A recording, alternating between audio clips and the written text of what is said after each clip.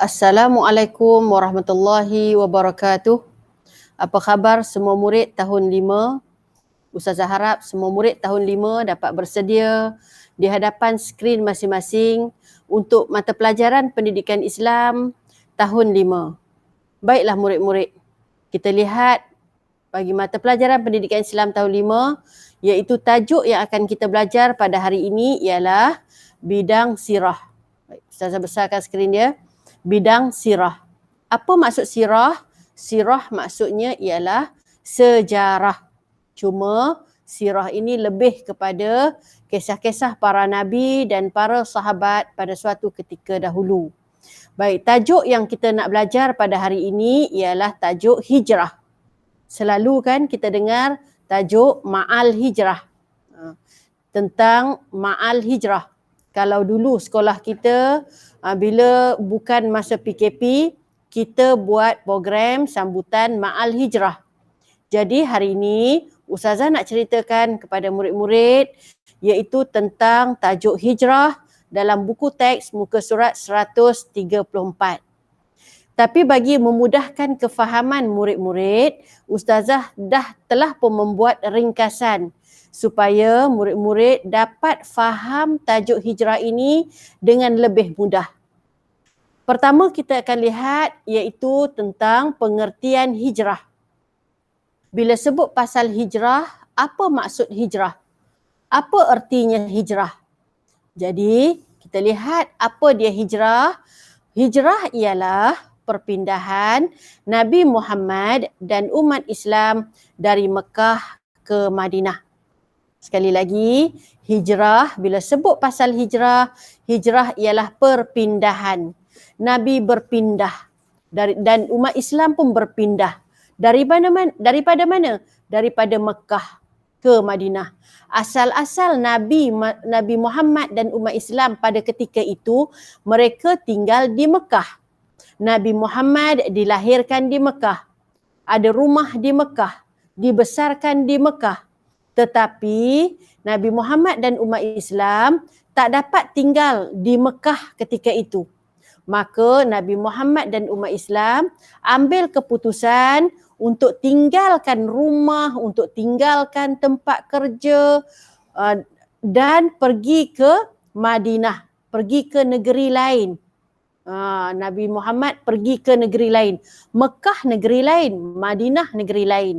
Jadi Nabi Muhammad tinggalkan tempat tinggal Nabi Muhammad, tempat lahir Nabi Muhammad yakni di Mekah. Nabi Muhammad pergi ke Madinah. Kenapa Nabi Muhammad tinggalkan Mekah pergi ke Madinah? Kenapa? Baik, kita lihat jawapan kenapa itu. Nombor 2, sebab hijrah. Kenapa Nabi Muhammad berpindah daripada Mekah ke Madinah? Sebab apa? Baik, Ustazah kecilkan semula skrin ini. Iaitu sebab, ini Ustazah ambil daripada buku teks. Ada 4 sebab. Iaitu sebab yang paling pertama, nombor 1, ni nombor 1, nampak ni? Sebab pertama kerana Allah telah memerintahkan Nabi Muhammad sallallahu alaihi wasallam supaya berhijrah. Sebab apa Nabi tinggalkan Mekah pergi ke Madinah? Sedih tu, Nabi tinggalkan Mekah pergi ke Madinah. Tetapi disebabkan Nabi ini taat ikut arahan Allah.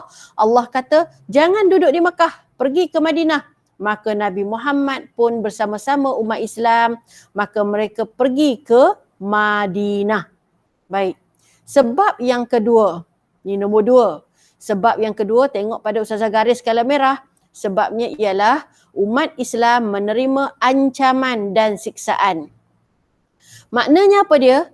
Ketika Nabi Muhammad dan umat Islam berada di Mekah masa itu, masa zaman tu, umat Islam sikit, orang kafir ramai. Jadi apa yang berlaku? Orang kafir selalu siksa umat Islam. Ada di kalangan kawan-kawan ataupun umat Islam, sahabat-sahabat Nabi yang kena pukul sampai keluar isi, keluar kulit. Ada sahabat Nabi ataupun umat Islam yang kena congkil mata sampai terkeluar biji mata, buta. Ada di kalangan umat Islam yang ketika itu kena jemur di atas batu yang sangat-sangat panas. ada di kalangan umat Islam yang diikat kemudian diletak di atas bara api, teruk sangat kena seksa. Jadi Nabi Muhammad dan umat Islam ambil keputusan ikut arahan Allah. Allah kata pindah ke Madinah, maka Nabi Muhammad pun pindah. Baik, sebab ketiga. Sebab ketiga ialah pelawaan penduduk Madinah. Apa maknanya? Maknanya ialah penduduk Madinah mengajak Nabi supaya datang ke Madinah. Datang ke Madinah. Kami ni okey je, kami tak buat apa-apa. Maka mereka ajak Nabi dan umat Islam supaya datang ke negeri mereka. Kalau dah orang Mekah tak nak terima, mereka nak terima. Penduduk Madinah nak terima. Maka mereka ajak Nabi Muhammad dan umat Islam supaya tinggal bersama-sama dengan mereka di Madinah. Jadi orang dah ajak, tunggu apa kan? Pergilah. Baik. Nombor 4, para sahabat berhijrah ke Madinah secara berperingkat dan secara rahsia. Iaitu kenapa Nabi pergi berhijrah daripada Mekah ke Madinah? Sebab ada di kalangan para sahabat yang dah pun pergi ke Madinah. Tapi mereka pergi bukan dalam keadaan kecoh-kecoh, tak boleh bising-bising, nanti orang kafir dengar. Jadi para sahabat dan umat Islam ketika itu, mereka pergi ke Madinah secara berkumpulan, secara senyap-senyap, secara sembunyi-sembunyi. Maka mereka pergi ke Madinah dalam keadaan orang kafir tak tahu. Jadi ini ada 4 sebab kenapa Nabi ambil keputusan untuk pindah daripada Mekah pergi ke Madinah. Nanti murid-murid bila ustazah kata salin, maka murid-murid salin yang ustazah garis kala merah sahaja. Jangan salin semua, banyak. Salin yang kala merah sahaja di dalam buku tulis. Ada 4 yang ustazah gariskan kala merah. Baik. Itu sebab. Sekarang kita nak lihat pula iaitu tentang peristiwa hijrah. Maksud peristiwa hijrah ni ialah macam mana cara Nabi dan umat Islam berpindah daripada Mekah ke Madinah. Macam mana cara dia? Baik, kita lihat satu persatu. Pertama, Malaikat Jibril menyampaikan perintah Allah untuk berhijrah. Bukankah tadi iaitu Allah perintahkan Nabi Muhammad sallallahu alaihi wasallam untuk berpindah daripada Mekah ke Madinah. Macam mana Nabi Muhammad nak tahu itu adalah perintah Allah? Maka Allah hantarkan Malaikat Jibril untuk menyampaikan perintah Allah tadi. Malaikat Jibril datang bagi tahu pada Nabi Muhammad bahawa Allah perintahkan supaya Nabi Muhammad dan juga umat Islam yang tinggal di Mekah supaya pergi ke Madinah. Nombor 2 berlaku pada 27 Safar tahun ke-14 kenabian. Iaitu apa dia? Kisah Nabi Muhammad tinggalkan Mekah pergi ke Madinah berlaku pada tarikh 27 Safar. Bersamaan tahun 14 kenabian, maksudnya Nabi Muhammad menjadi Nabi selama 14 tahun dah di Mekah. Maka barulah Nabi Muhammad berpindah ke Madinah. Baik. Nombor 3, Saidina Abu Bakar, sahabat Nabi semasa berhijrah. Baik. Saidina Abu Bakar. Saidina Abu Bakar ni apa tugasan Saidina Abu Bakar? Saidina Abu Bakar ni ialah sahabat baik Nabi. Sahabat baik tak kira lah masa Nabi susah ke, Nabi senang ke, Nabi sakit ke, Nabi sihat ke, Nabi gembira ke, Nabi sedih ke. Saidina Abu Bakar lah sentiasa bersama dengan Nabi. Maka Saidina Abu Bakar tak biarkan Nabi seorang-seorang pergi ke Madinah. Sebab daripada Mekah ke Madinah jauh. Jauh sangat. Iaitu lebih kurang 400 km. Lebih kurang daripada Kuala Lumpur ke Perlis. Jauh. Kemudian nak pergi ke Madinah pula bukan senang. Nak kena pergi naik bukit, turun bukit, lalu padang pasir, sunyi, ada penjahat lagi, ada binatang-binatang bisa lagi. Jadi Saidina Abu Bakar ni sayang sangat pada Nabi. Jadi Saidina Abu Bakar sanggup teman Nabi untuk pergi ke Madinah bersama-sama. Baik. Nombor 4, Saidina Ali bin Abi Talib tidur di katil Nabi. Baik. Semasa Nabi Muhammad sallallahu alaihi wasallam nak keluar rumah, ini kejadian berlaku pada waktu malam. Nabi nak keluar rumah yang berlaku pada 27 Safar. Nabi nak keluar rumah ni pada waktu malam. Tetapi di luar rumah Nabi penuh dengan orang kafir yang tunggu untuk bunuh Nabi. Mereka bila-bila masa saja nak serbu masuk dalam rumah Nabi, waktu Nabi tidur, mereka nak bunuh Nabi. Jadi apa yang Nabi Muhammad buat? Nabi Muhammad minta Saidina Ali bin Abi Talib pura-pura tidur di katil Nabi. Jadi Saidina Ali pun selimutlah tidur di katil Nabi dan selimut. Jadi bila orang kafir serbu masuk dalam rumah Nabi, buka selimut tengok-tengok, bukan Nabi, orang lain. Maka inilah tugas Saidina Ali bin Abi Talib. Nombor 5. Abdullah bin Uraiqid, seorang Yahudi. Abdullah bin Uraiqid bukan orang Islam. Dia orang agama Yahudi. Tetapi dia ni, Abdullah bin Uraiqid ni, Nabi lantik dia sebagai penunjuk jalan. Maksud penunjuk jalan ni apa? Iaitu Nabi Muhammad nak pergi daripada Mekah ke Madinah, tak boleh ikut jalan biasa. Sebab kalau ikut jalan biasa, orang kafir dah tunggu dah kat jalan tu. Mereka nak bunuh Nabi. Jadi, Nabi kena lalu jalan yang pelik, yang orang tak pernah lalu. Jadi, jalan yang pelik, yang tak pernah orang lalu, siapa pun tak tahu jalan tu. Nabi pun tak tahu jalan tu.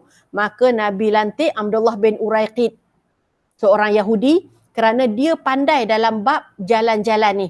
Maka Abdullah bin Uraiqid inilah yang bawa Nabi lalu ikut bukit-bukit, gunung-gunung, padang pasir, jalan-jalan yang sunyi, yang orang kafir tak sangka. Maka ini tugas Abdullah bin Uraiqid. Nombor 6, Abdullah bin Abu Bakar. Tugas Abdullah bin Abu Bakar ni ialah anak Saidina Abu Bakar. Tugas Abdullah bin Abu Bakar ni ialah seorang orang muda, pemuda. Macam abang-abang kita tu, pemuda, kuat tubuh badan. Jadi tugas Abdullah bin Abu Bakar ialah pemberi maklumat. Maksudnya ialah apa? Abdullah bin Abu Bakar ni, dia duduk di Mekah, maka dia dengar apa orang kafir rancang nak bunuh Nabi.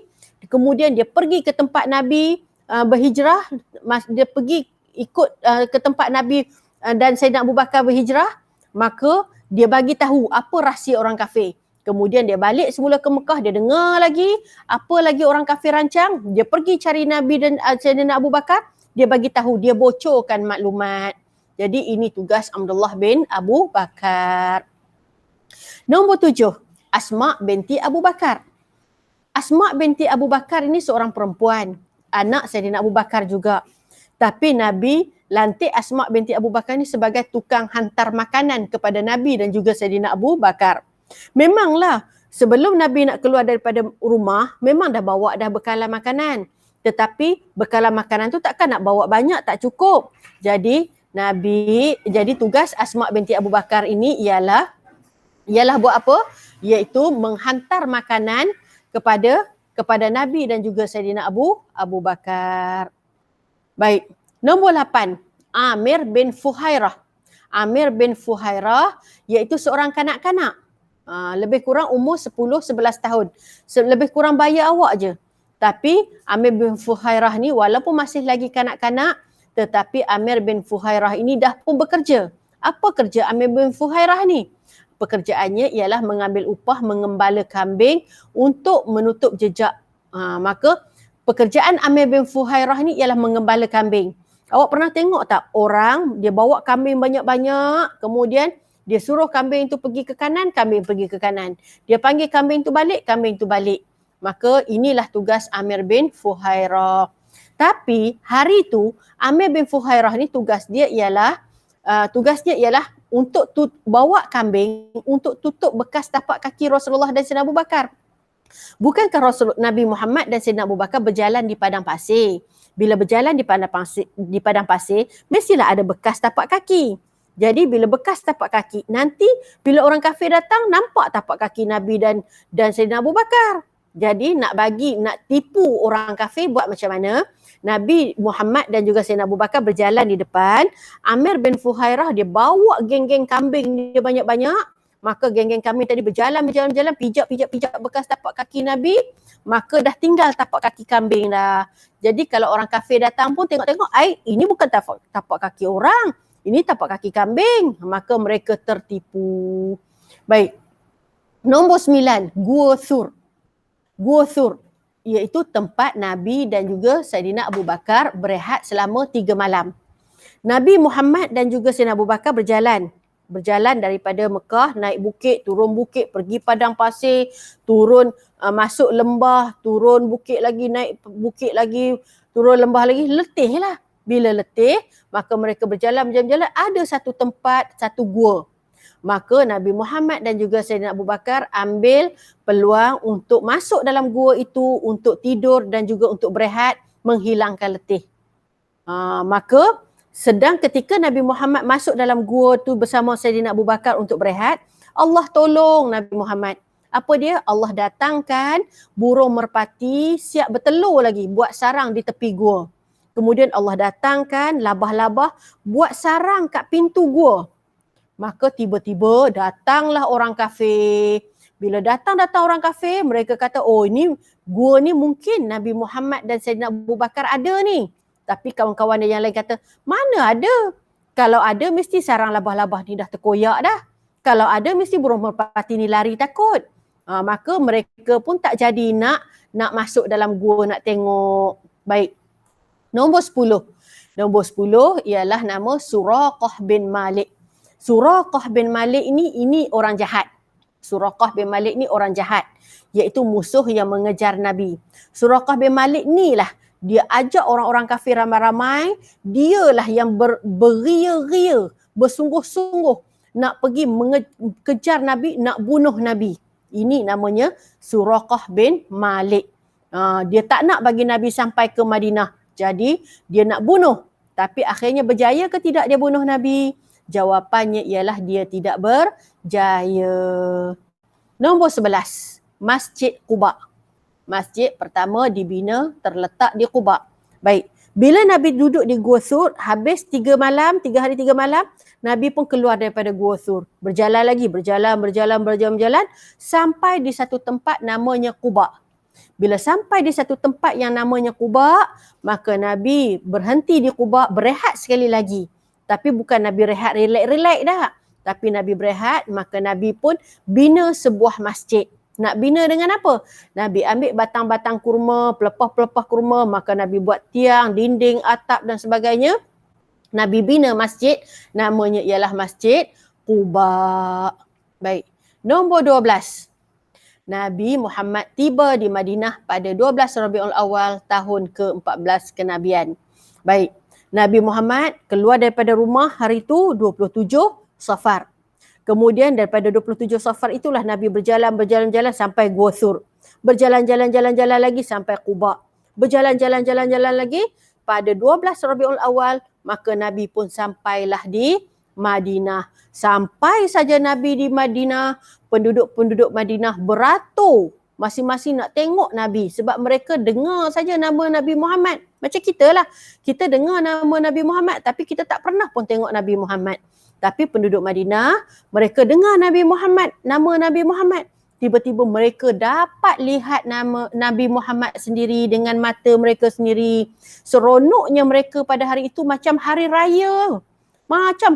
Sampai ke mereka menyanyikan lagu Tala'al badru alaina min thaniyatil wada'. Mereka menyanyikan lagu selamat datang kepada Nabi Muhammad. Sebab apa? Sebab mereka yang jemput Nabi Muhammad. Jadi mereka seronoklah Nabi Muhammad dapat datang ke Madinah. Baik. Nombor 13. Nabi telah mempersaudarakan kaum Muhajirin dan Ansar. Jadi bila sampai ke Madinah, penduduk Madinah pun bersetuju untuk lantik Nabi sebagai ketua. Jadi bila Nabi dah jadi ketua, maka Nabi pun mempersaudarakan, jadikan adik-beradik antara siapa? Antara Muhajirin. Muhajirin ni siapa? Muhajirin ni ialah penduduk Mekah yang terpaksa tinggalkan Mekah, pergi ke Madinah. Dengan Ansar. Ansar ni apa? Ansar ni ialah penduduk asal Madinah. Maksudnya Nabi gabungkan antara orang Islam yang di Mekah dengan orang Islam di Madinah. Nabi gabungkan menjadi adik-beradik. Nombor 14, Masjid Nabawi dibina di Madinah. Jadi bila Nabi jadi ketua, Nabi tinggal di Madinah, maka Nabi berpakat dengan orang Islam untuk bina sekali lagi sebuah lagi masjid. Namanya ialah Masjid Nabawi. Sekarang kalaulah kita dapat pergi ke Madinah, di dalam Masjid Nabawi itu ada kubur Nabi. Jadi siapa nak tengok kubur Nabi, siapa nak jumpa Nabi, pergi ke Madinah. Baik, kita lihat nombor 4, kepentingan peristiwa hijrah. Apa pentingnya? Kenapa kita kena tahu pasal hijrah ni? Baik, kita lihat yang pertama. Dengan hijrah itulah umat Islam hidup bersatu padu dan bebas mengamalkan ajaran Islam. Bukankah tadi Ustazah dah cerita dah, masa di Mekah umat Islam kena seksa, kena bunuh, kena macam-macam, kena buli dengan orang kafir. Tapi bila Nabi pergi ke Madinah, umat Islam bebas nak sembahyang kat mana pun boleh, nak berceramah boleh, nak baca Quran kuat-kuat boleh, tak ada siapa marah. Nombor 2, rakyat Madinah berbilang bangsa dan agama hidup aman damai. Rakyat Madinah ni bukannya Islam semua, ada juga yang kafir, tapi mereka tak marah pun kepada orang Islam yang nak beribadat. Jadi masing-masing yang Kristian pergilah gereja. Yang sembah berhala pergilah ke kuil. Yang Islam pergilah ke masjid. Maka rakyat Madinah hidup dalam keadaan aman damai, tak bergaduh, tak bunuh-membunuh sesama mereka. Sebab apa? Sebab Nabi yang ajar. Nombor 3, dakwah dapat disebarkan secara meluas. Maksudnya bila umat Islam jadi tunjukkan perangai yang baik masa tinggal di Madinah, orang kafir waktu tu pun nampak suka. Bila suka, mereka pun nak masuk Islam. Nombor seterusnya, negara Madinah menjadi maju dan diguruni musuh. Maksudnya apa? Maksudnya bila Nabi jadi ketua, jadi negara yang hebat, negara yang kuat, tentera yang hebat, musuh pun bila sebut je Madinah dah takut dah. Sebab apa? Sebab orang Madinah orang yang hebat-hebat, tak bergaduh. Bila kita tidak bergaduh, maka kita akan jadi hebat. Samalah dalam rumah kita pun. Kalau kita dengan adik, abang, kakak kita tak bergaduh, maka rumah kita itu akan jadi hebat. Seterusnya, membuktikan kebijaksanaan Nabi Muhammad mengatur strategi berdakwah. Jadi di sinilah membuktikan Nabi Muhammad bila Allah kata pergi je ke Madinah, pindahlah ke Madinah. Nabi Muhammad bukan main pindah macam tu je. Nabi Muhammad susun perancangan. Kemudian bila pergi je ke Madinah pula, Nabi Muhammad susun juga tak boleh bergaduh, boleh berjual beli, jangan kedekut, jangan buli-buli. Maka akan menjadikan Madinah itu sebuah negara yang aman damai, yang bahagia. Maka inilah hebatnya daripada peristiwa hijrah. Itu sebab murid-murid, kita perlu ada sifat hijrah dalam diri kita. Nak hijrah macam mana? Hijrah daripada perangai akhlak yang tak baik kepada akhlak yang baik. Hijrah apa lagi? Hijrah daripada dulu malas baca buku, malas belajar.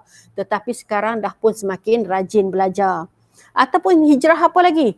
Hijrah yang kalau ada orang yang hijrah dulu miskin, tetapi sekarang dah dia bekerja, meniaga dan sebagainya, dia jadi kaya.